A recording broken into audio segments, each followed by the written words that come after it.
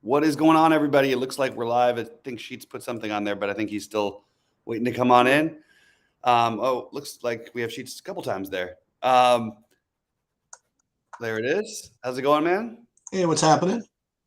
How was your rest of your weekend so far? Weekend's going all right. We've got people coming over for the Jewish holidays later on in the day, Nice.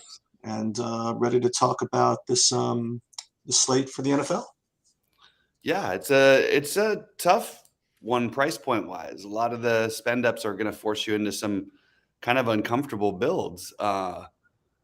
Things I don't really feel great about playing that I'm taking some shots with, and it's just one of those weird slates. Especially on DraftKings, it's just hard to get in what you want in a lot of cases without making some uncomfortable spend downs, and especially at running back that I think are a little bit suspect. But at the same time, what else are we going to do if you want to spend up for some of these receivers? So what is your sort of general take? What games are you focusing on? What are you looking to do? As your primary like. Well, I'll tell you what I'm doing, and I alluded to this earlier in the week, and as the content started to come in from across the industry, suggesting that what I'm doing is exactly what nobody's doing. I'm more and more confident that this is the way I'm going to attack this slate. So what I'm going to be doing, um, instead of focusing on those cheaper running backs, is I'm this is what I did. I uploaded my projections. Tell you exactly what I did. Upload my projections. I put it into SaberSim, and then I'm literally forcing in the following players. I'm forcing in Derrick Henry. I am forcing in Jonathan Taylor, and I'm forcing in Christian McCaffrey. Um, and taking that approach to the slate.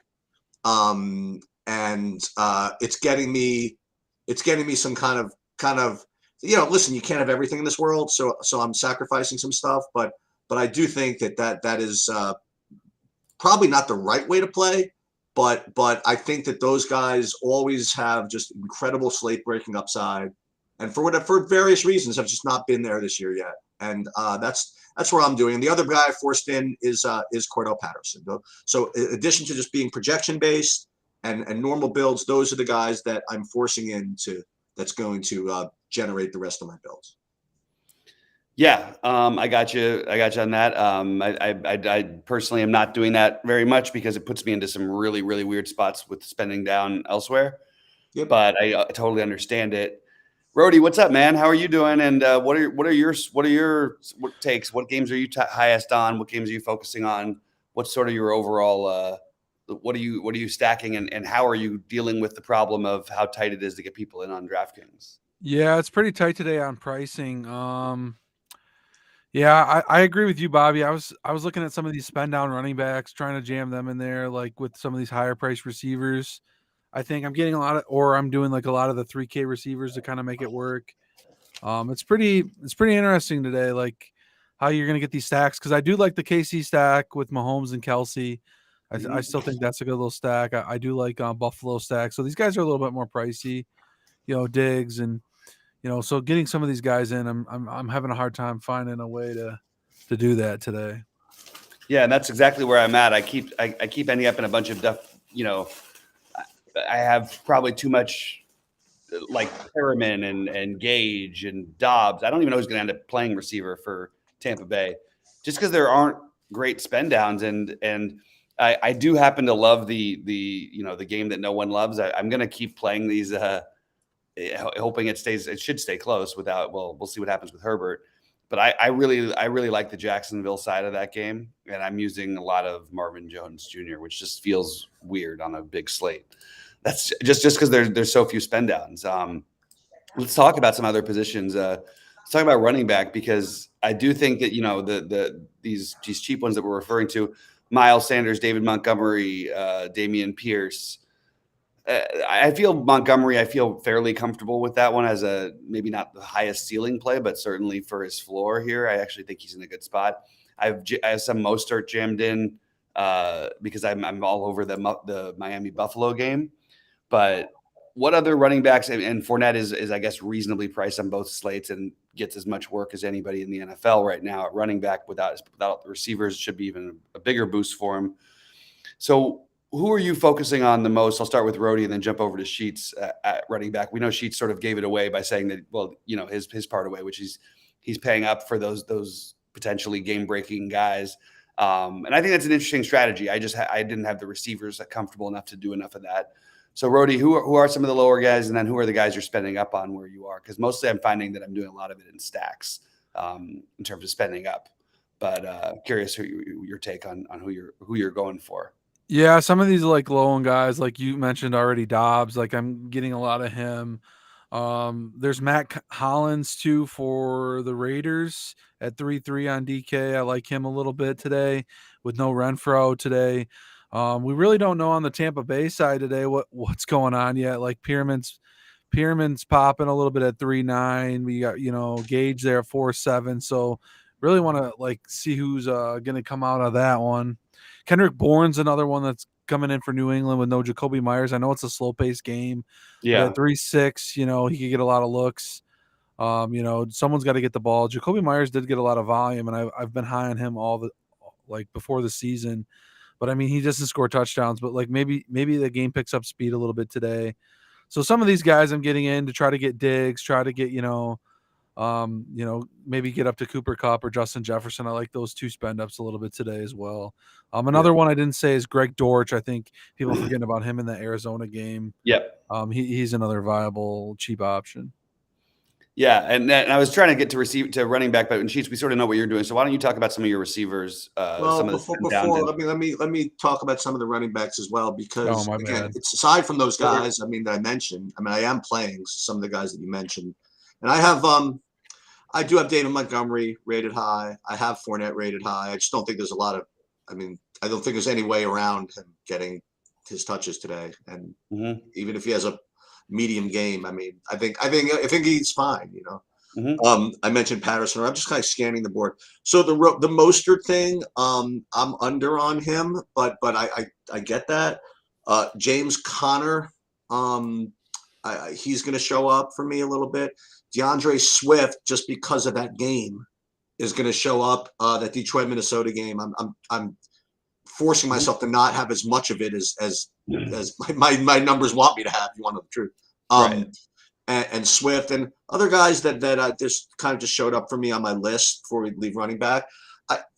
Ramondre Stevenson from New England showed up a little bit for me at 4,800 if you're talking about spending down, and also for the Jets, Michael Carter. I think you guys might have mentioned him, but nothing spectacularly different for me as far as running backs go. Yeah. So you want me to start with the receivers? Yeah. Jump into your receivers. Okay, so you mentioned already the Mac Hollins, whatchamacallit, Rhodey, and as you kind of alluded to, Bobby, with my types of builds, it is going to force me into some uncomfortable, receivers, which Mac Hollins is one of them. You know what I mean? Like I get probably too much of him because I'm building, the way I'm building. But he does show up as a good point per dollar play with Renfro out. I mean, I don't see much of a ceiling for him. You want to know the truth? But I just, you could always walk into a touchdown. You could always do whatever, 3,300. And then the best plays, right? The St. Brown and the Jefferson, and the Diggs. I mean, those are going to be the best plays. But a couple of guys you mentioned Romeo Dobbs. He's another kind of uncomfortable guy I'm getting too much of, right? Below 4K, who you mentioned, Rhodey. And another guy who we really have to, he just unfortunately has to be in the mix with Jacoby Myers out is I have Nelson Aguilar at 4,100. Getting some pop in my builds as well. So that's the way I'm starting. You mentioned Dort already, and Kendrick Bourne. Again, it's New England's not exactly your offensive juggernaut, but the guy's got to drop back the pass half the time. He's got to throw it somewhere, So these are the guys that I'm getting to as far as that goes. And I do like Jefferson. I like Thielen. I have a couple of hoodoos that we can get to a little bit later if you want to go for the dart throws no one's heard of. I like that segment. Yeah. Yeah, we'll save a little bit of that one. I'm all over, like I said, the Buffalo Miami game, and so that's going to force me already to paying up for those receivers, which has put me in a really much more even more uncomfortable position. But I do like those receivers a lot. I like AJ Brown a lot today, just as another spend up. You guys mentioned most of the spend downs that I really like. I didn't really have anybody to add on that. I mean, again, we'll see what happens with Russell Gage today and what happens with that Tampa Bay situation. But I do have Russell Gage currently as one of my other ones that I'm using quite a bit. But there's a lot of Tyreek Hill, a lot of Jalen Waddle, and a lot of the Stephon Diggs. Yeah, for those of you that didn't hear about this during the course of the week, Buffalo's defense is really missing some guys, and these Miami guys can maybe benefit from that even more than they would have already. So that's I totally agree with that. But before we leave, you mentioned Herbert. I actually alluded to this a little bit earlier in the week as well, and this is something you could wait on because what's going on with Herbert is that apparently it's up to him. Like they said, listen, if you want to take some painkillers to help reduce the pain so that you can play, we're totally supportive of that. If you don't want to do it and you want to sit, that's fine too. And from what I heard, he's going to go through pregame warmups and then decide then whether he rolls or not. And what's interesting to me is, especially for late swap or whatever, I believe that if he does not play, I think that Austin Eckler becomes a pretty decent size upgrade. And I think he'll get more dump offs. I think they'll rely on him more in the running game. And especially if your lineups are not exactly the greatest going into the afternoon, I don't think Eckler is going to be owned. So I think it's a very legitimate swap into the late games. Yeah. I think it's interesting. I do. And I'm looking at my things here, and it's really hard to get like a full build of some of these games here. Well, that's cool. You know what I mean? That's what makes it fun. Yeah, it is. It's a little I'd like to have a better feel for. I'd like to feel better about some of these receivers that I'm playing than I do. But hey, we'll see.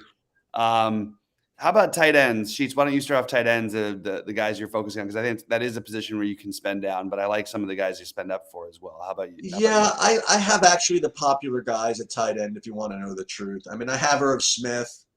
He's going to be the chalk, but because of the way that game environment is, and because I like to stack and whatever it is, I'm just going to end up with a lot of them, So I'm getting that.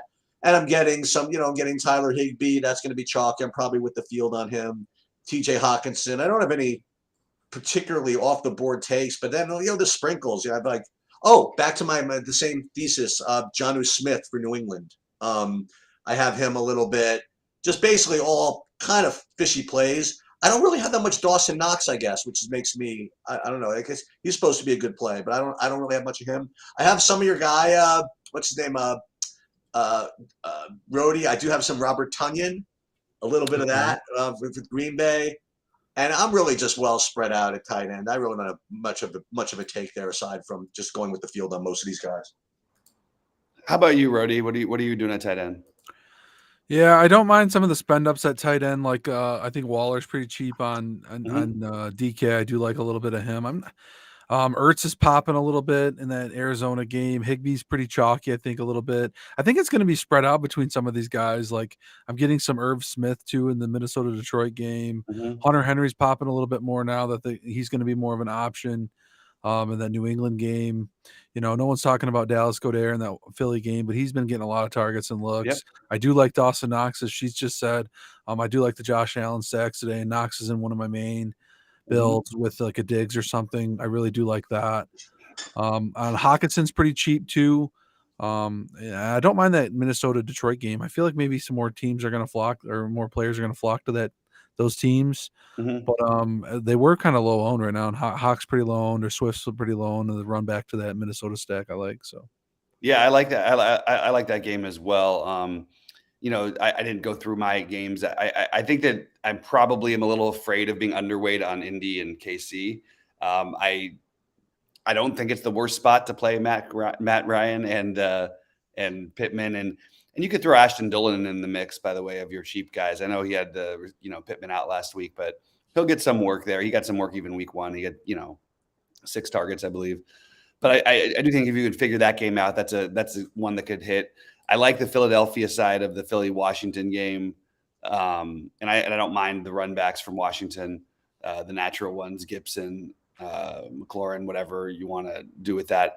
I really like the Cincinnati stack, full like hammer stack against the Jets, whether you're playing Higgins, Mixon, or Chase. I think all of those guys are extremely viable in this matchup, and I think this could be the day where the Bengals sort of let it fly. But I'm just so much higher on the Miami Buffalo game than any other game. But the next biggest in terms of ownership of what I have is Minnesota Detroit, and I have a frightening amount of the Chargers and Jacksonville, which I am worried, as it was pointed out in chat, that Jacksonville may just try to run to neutralize the Chargers defense.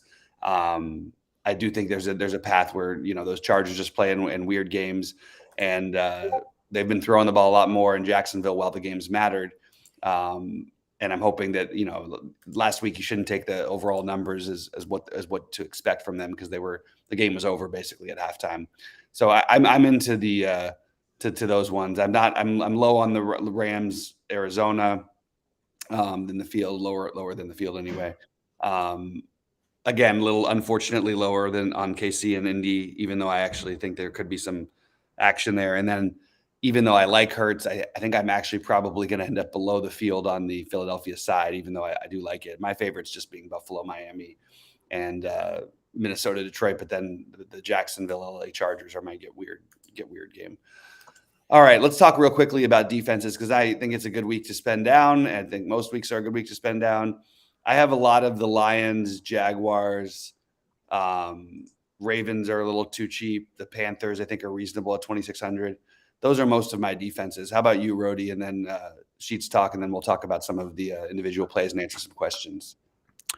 Yeah, I think the cheap ones. I mean, if Herbert's out, like the Jags look pretty decent, but I mean, they're cheap, and maybe they get like a turnover off like the backup quarterback. Eagles, I like at 2.9 on DK a lot. I think Washington hasn't done much, but I mean they could explode at any time, but they're cheap. Raiders, I'm getting a lot too. I just don't think Tennessee's been very good, but I mean Derrick Henry could be a good play today. I know Sheets talked about that, so I'm kind of just spreading it around a little bit with all these kind of random ones. So nothing crazy. Raiders I like more on FanDuel anyway. They're 3,400. They're let me get a lot of things in down there in the bottom. So I think those make sense. I also want to throw out that the weather with the Chicago and Houston game, I think both defenses are firmly in play. What's the weather forecast over there? It's just windy and rainy. Okay. Yeah, the Jaguars already have 5 interceptions. That's why I'm saying there's a lot. They have more potential to put up a lot more points if the games stay close enough. I would like to add my normal refrain from every week, which I hope people took to heart last week, is I really, if you're going to play more than some certain amount of lineups, I would not get more than 20% of any defense for any reason. That's just the way I'm interested in this. Like last week, I thought the Bengals was an atrocious play to get totally overweight on, and this week the one that I have too much of right now that I'm just going to have to pare down to be whatever is I do have right now 21% Jaguars.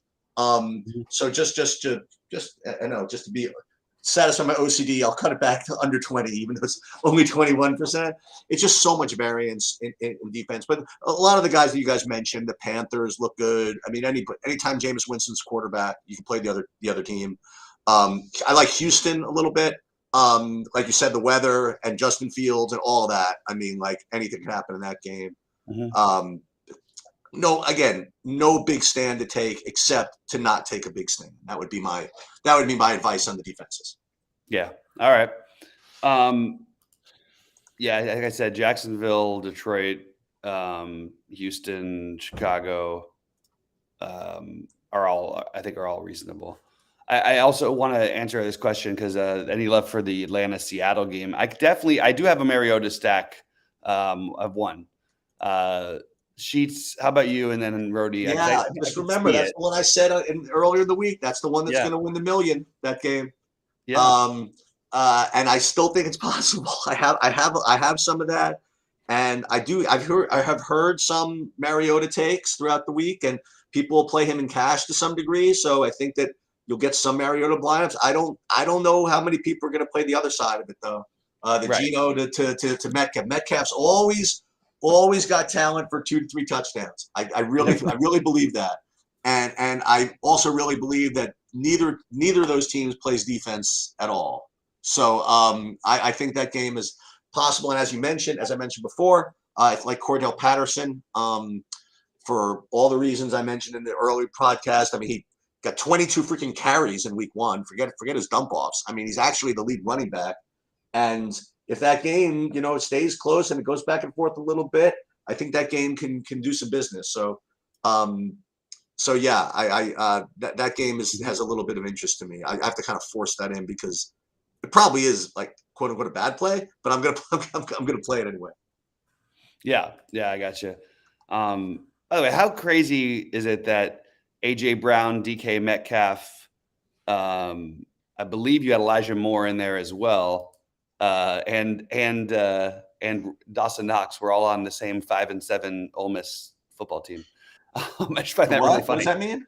They all played at Ole Miss on the same team. Wow. The team was 5-7, but they've got all these studs. Like, it's just kind of crazy to look at. It's sort of like that LSU core from a couple years ago, and Alabama every year. Let me ask you: Do you want to go down like some hoodoo plays, or do you want to go to FanDuel? Yeah, we'll get into that in a minute. Rody, why don't you?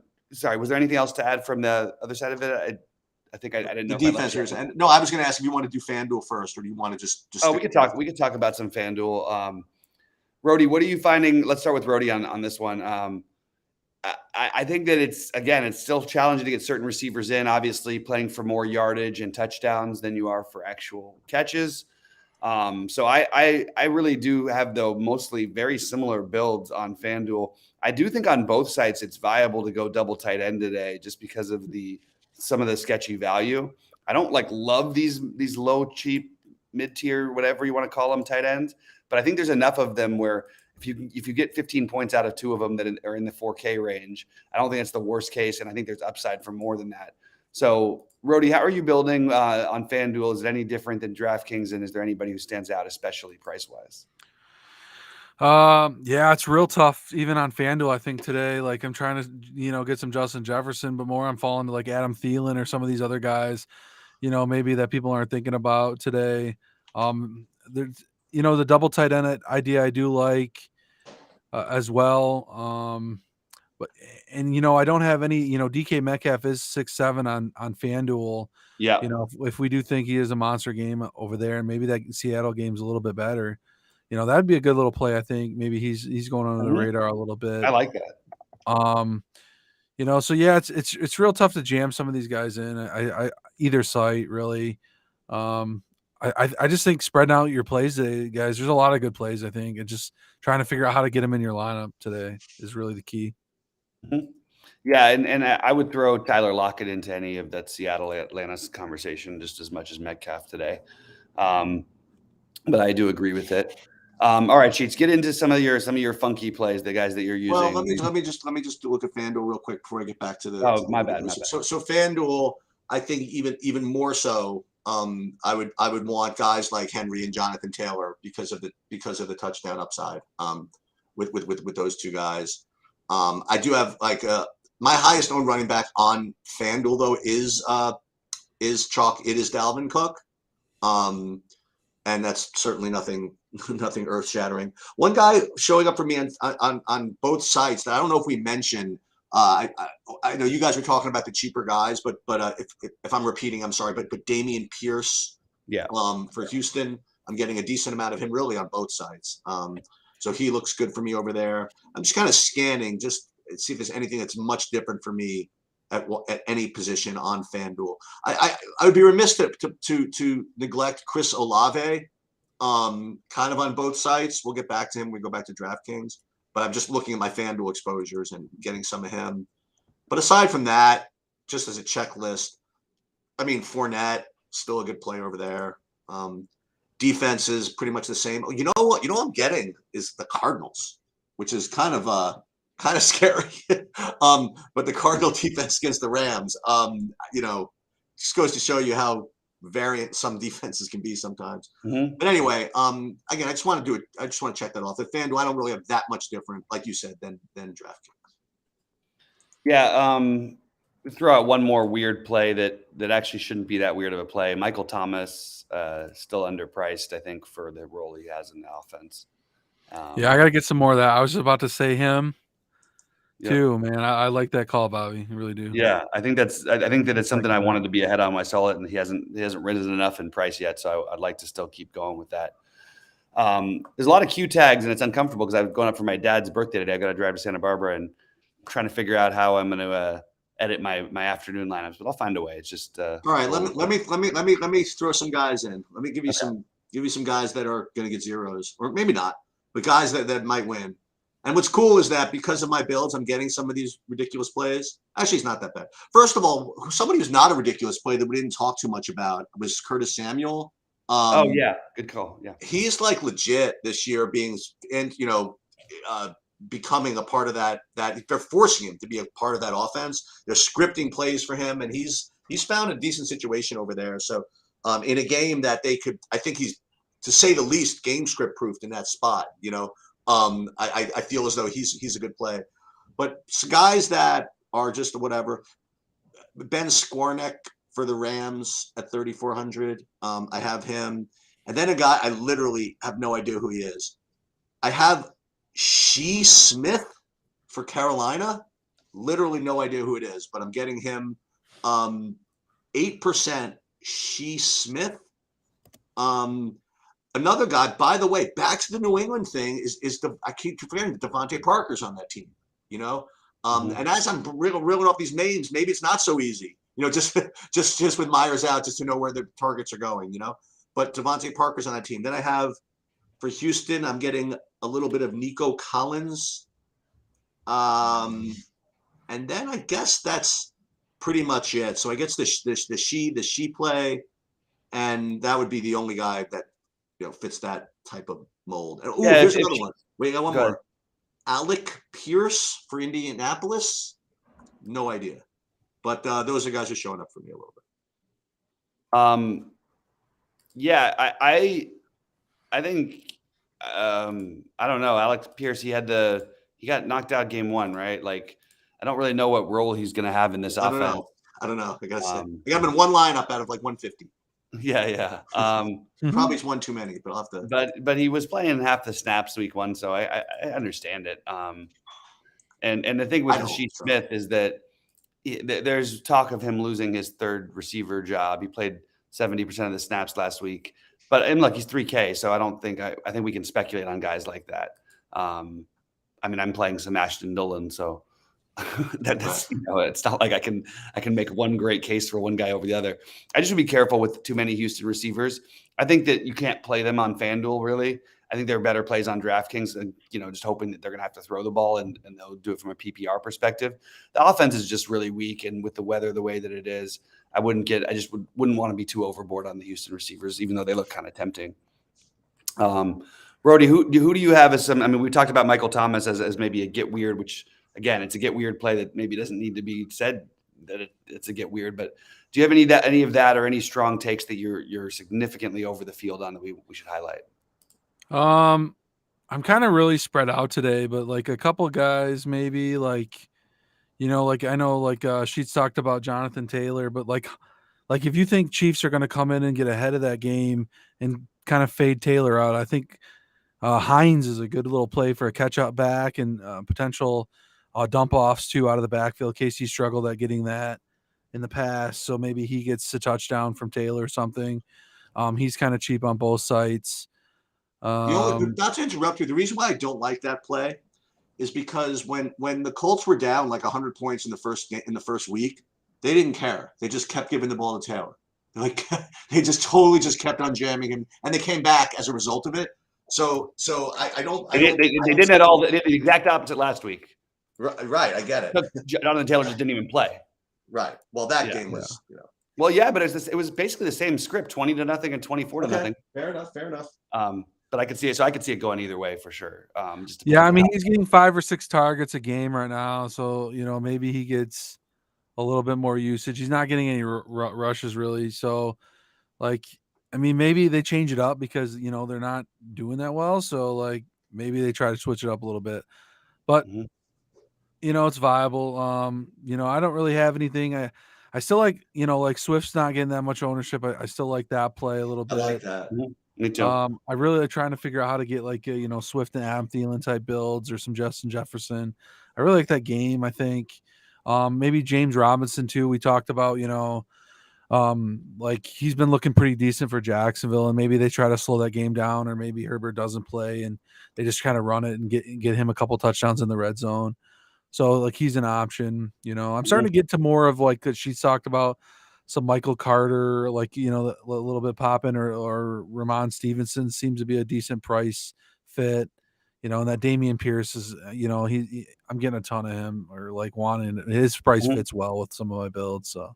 Mhm. So I mean, nothing really crazy off the board stuff, but just trying to make it all work together today.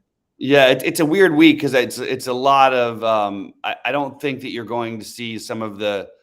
There's like 4 guys who will be the 20% range. I think it's really going to be spread out other than those guys.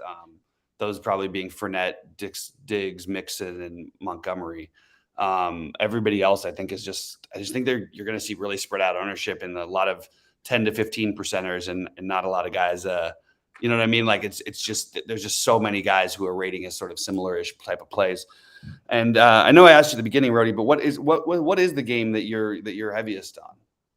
Probably KC and the Bills. I think KC's going to get less ownership now. They did open the dome and the side window, so there's like a 15-mile-an-hour wind there a That's little bit. So interesting. take that for consideration. It's not a dome game anymore. I think Oh, people are going to get off it, but Indy plays that like zone back, like then don't let any deep balls come, so they let that inside stuff go. Like I think Kelsey will eat today, and I think he's like a play that's getting overlooked because his price is super high. I agree So with I'm that. really kind of high up on the Kelsey. I do like the Buffalo offense as well. I'm in on the Min and Detroit game a little bit more. And you did mention Cincy earlier. I do have some Joe Burrow stacks I really like. I think Chase has kind of got some upside at low ownership too that you can really utilize some of that game. So Yeah, Yeah, I got a ton of the Minnesota game. That's where yeah, that's where you're heaviest on. that's my thing. And I gotta tell you, man, I'm more and more confident of this Colts play. I mean, what some of you just said. I mean, that's like so sharp of Indianapolis to like open the dome and let the 50-mile-an-hour wind come in when Mahomes is in town. I think that's awesome. I think that's great. It is pretty funny. I don't think it'll matter much, but No, I probably. think it's funny.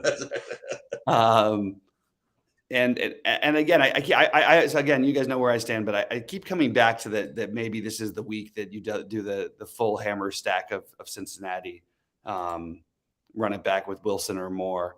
A lot of people are down on Elijah Moore, like as if his career is over because of 2 games. Maybe this is the day he breaks through. I actually think he's really talented. So, yeah, so that's what I got. I'm going to jump in and see what questions we have. There a lot of questions about Rashad Penny, which I was not anticipating. I have 0 Rashad Penny. I don't really see the argument for him. I get that he's 4,900. I guess we're talking about cheap running backs, so he belongs in the conversation. Are we even sure he's the main running back there? Like, are they sure he is? They're going to use Walker. They're going to use Homer some. They'll throw in a DJ Dallas couple, like a series. I just don't even know that he's like the main running back at 4,900, but it is Atlanta. And maybe I'm missing something. Where do you stand on a guy like Rashad Penny? Because there's been a lot of questions about him. I don't know. I feel he's the top running back there. I don't have any. I just don't think that's enough. I don't know. I mean, he's fine. I think he's alongside of these other speculatives. I think alongside of Rondé Stevenson and all these other 5K guys. We didn't talk about? Did you guys talk about Miles Sanders at all? I mean, I know a lot of really sharp people like him. I just can't get to him because of my builds. But you guys like him? I forgot like my number 1 running back. We skipped running. I screwed up and skipped running backs early. And I asked you about it, but you jumped into well, you cut out like the stream froze, and I'm like, okay, he's looking for the sleepers, and then he said Dobbs. I'm like, oh, receiver sleepers. Yeah, like Dobbs. Then I went to Mac Hollins and stuff. But yeah, like Sanders, I should have mentioned him. I have him in a bunch of builds. So yeah, I have Sanders. I don't feel good about it. I don't think you should feel good about it. When you basically don't get carries inside the 5-yard line, it's really, really frustrating for a running back. And it becomes the Jalen Hurts show. And it makes me a little bit nervous, to be honest with you.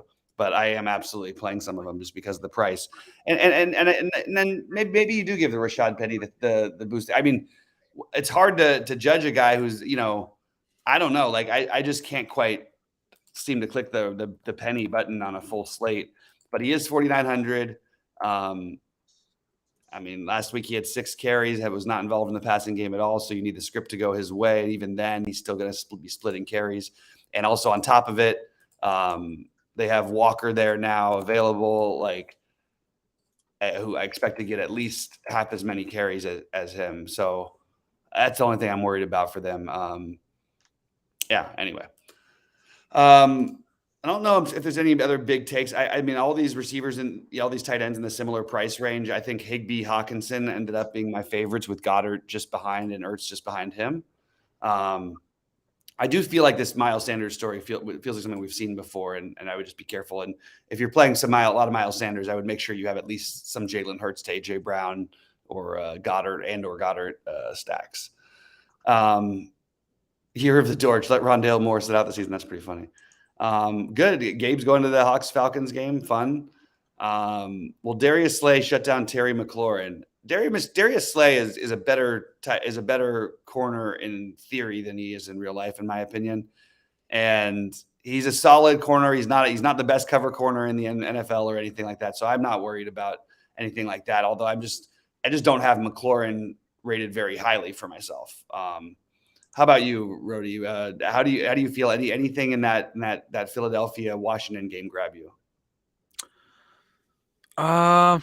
You mentioned Goddard. I haven't been high on the Washington side lately, and I don't know what they're going to do. They spreading it around. Samuel, Terry McLaurin, Gibson's there. Wentz hasn't looked that great. Eagles defense I do like today, so I'm not really on that side of the game. Yeah. I have some Gibson for the interest of all transparency, and I threw Samuel and some and Dotson in a couple, but it's going to be a rainy game. I do think Philadelphia can win this one on the ground if with their slew of running backs and their quarterback, who's also a running back to some extent. So I think Philadelphia may control that one. Although I'm curious, those interdivision games in the NFC West always are a little odd. NFC East, excuse me. All right. Any other questions popping in there? QQ. Yeah, somebody comes in for an overall theory question, which I think this is good to get all three of our different takes on this. So Frederick is saying, are you more or less inclined to double wide receiver stacks on FanDuel / Yahoo with it being 0.5 PPR, or does it not matter for your stacking? For me, it does matter. I totally depends on the quarterback. I don't think you need to double stack receivers anymore with some of the quarterbacks. If you're playing Jalen Hurts, you can double stack with Goddard and AJ Brown, or Devontae Smith and AJ Brown, or something like that. But I am much more on the side of trying not to over double stack, because I saw how many times you have quarterbacks just go completely nuts and with the one receiver, because you're playing a lot of these guys for their rushing upside. So like in Kyler stacks and Jalen Hurts stacks and even Josh Allen, I don't think you necessarily need to double stack. I will do it with guys like, Josh Allen today is a good example because of Dawson Knox. I think it makes for a perfect second receiver for it to play with them. But I don't think you need to do it, because these guys their rushing upside for touchdowns is high enough. But if I have a quarterback like a Joe Burrow, I'm almost always going to be double stacking. How about you, Rody? Yeah, I mean, I got nothing to add, and I agree. Yeah. One other thing I wanted to touch on really quickly. Let me just see if I do. Oh, so are we? And actually, was pointed out in chat, which I didn't see, but I was thinking about it before anyway. Is there a chance that Cole Beasley is the number one wide receiver for Tampa Bay by the end of the day? Who else do they have to throw to? He's healthy today. He hasn't been healthy.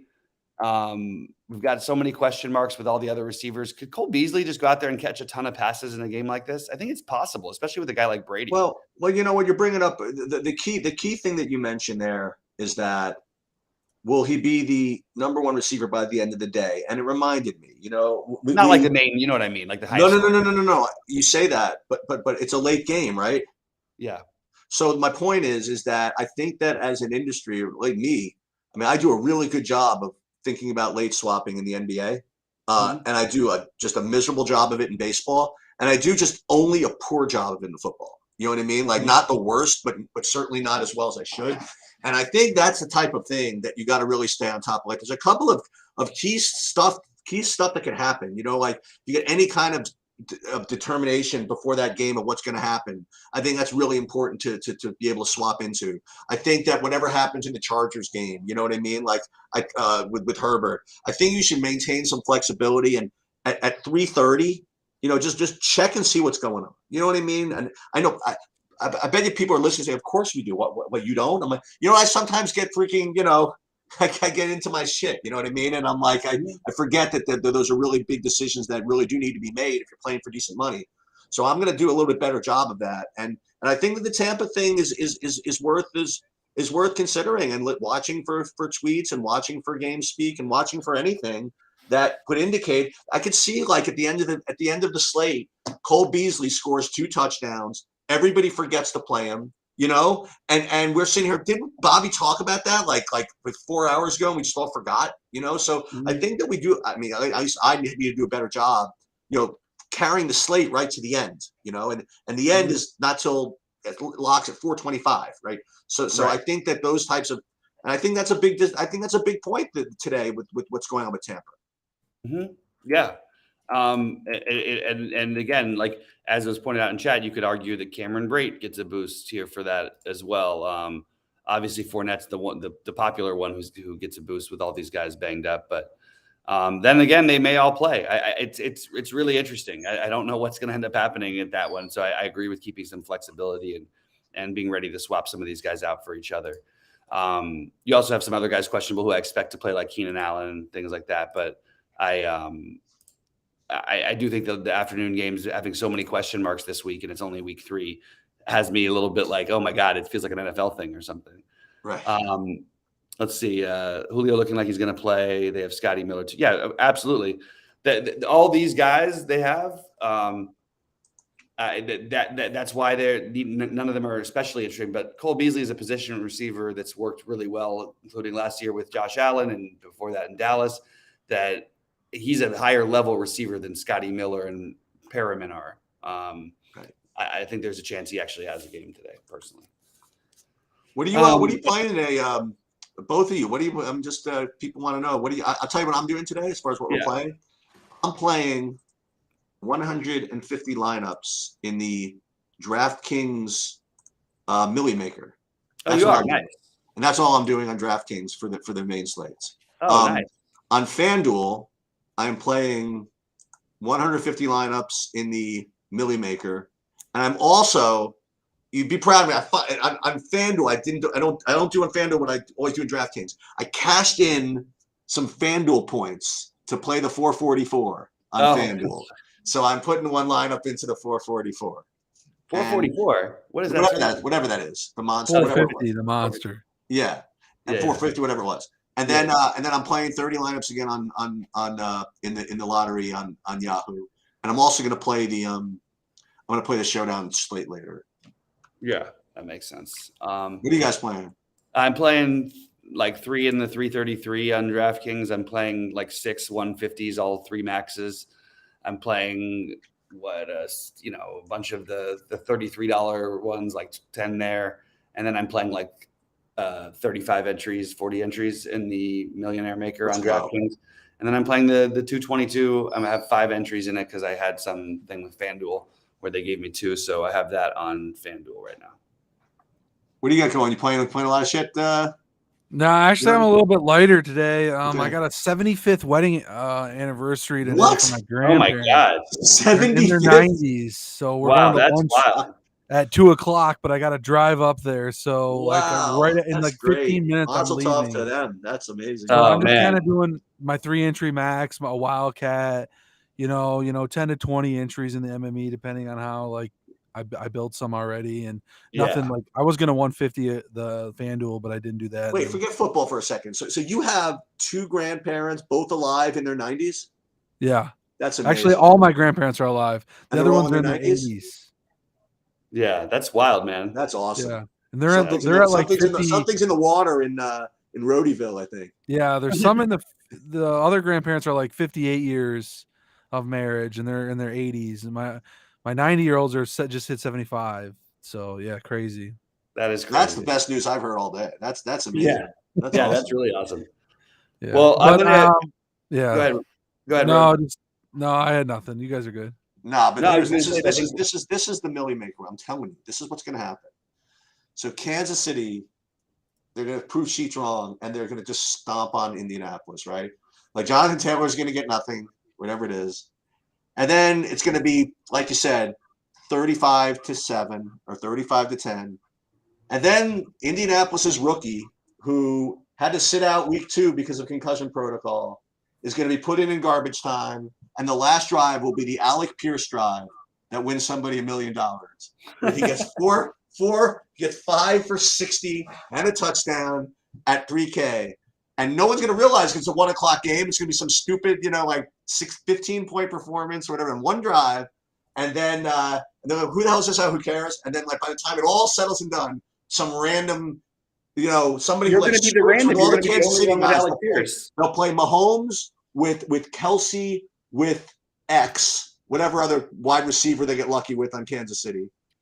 Is Byron Pringle still on the team? I don't know, some dude. And then they'll run it back with Alec Pierce just because they'll get to one lineup like I did, and then they're gonna win. That's what's gonna happen. Yeah, I jammed me at Pierce lineup in 2 when I did a build. So like That's it. that being That's said, it. Maybe more people are playing him than I thought. it's gonna jam him in. I just don't know how to put him ahead of Paris Anybody. and Dillon from the same team. Right. Like I don't even have him ahead of his teammates. I know that there's been some good talk about him, but that's certainly interesting.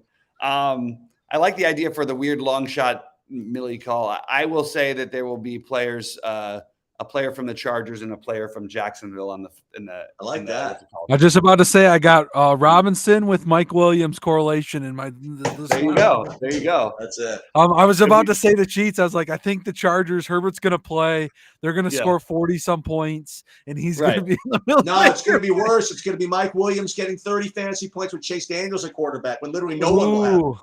That's perfect. it, yeah. Then my Mike Williams play here is going to look real good. Yeah, absolutely. Especially if you get up the other side right. Whether and it's Mike Williams Robinson will or get 2 Etienne. touchdowns. He'll get 1 receiving. He'll get 1 passing to Keenan Allen. So you have the Mike Williams Keenan Allen correlation. Crazy. One other guy who I didn't throw out earlier that I'm playing as a cheap running back. I just wanted to make sure I was totally being honest about everyone. I will be having Josh Jacobs today a little bit as another not the most sexy play in the world, but as another cheap option that I just wanted to throw out that I've got a reasonable amount of as a pivot off of the chalkier Miles Sanders. And I think Josh Jacobs might have more upside. I really think they're pretty close between those two guys. All right. Well, that was it. I hate to end on Alec Pierce as the take of the day here. So Rody, can you outdo it? We both put throughout the millionaire for the Chargers and Tennessee. So I guess that's the really get weird one. In reality, because of the pricing, I will just say that you would have thought with the way people talked that every part of this Buffalo-Miami game, not just Allen and Diggs, would be the most popular plays in the slate. And it's not the case. So because Jefferson and St. Brown are such great plays that they're all gonna. I think that's gonna be the chalky game. Yeah, I agree with you. I think Diggs will be the most popular player, but other than that, I think it's going to be Jefferson, Kupp, Brown, T. Higgins. I think will be popular. Brandon Cooks is probably going to be a little bit overowned at 5,800. And then I think you'll start to see some more Tyreek Hills in there. But I just think that game's going lower on than it should, and as we know, they play really fast, so it could be a lot of points there today. Also, Buffalo just scores every time down in like 2 minutes, so that's what happens. But good luck to everybody. Rody, enjoy the 75th wedding anniversary, guys. I'll be in Discord all day. Even as I'm driving up north, I'll have my phone on and ready to answer anything. And hopefully we see some screenshots today. Let's get it back on track. And Rody, I'll let you take us out. As always, guys, let's get it. All right, let's get it. Good.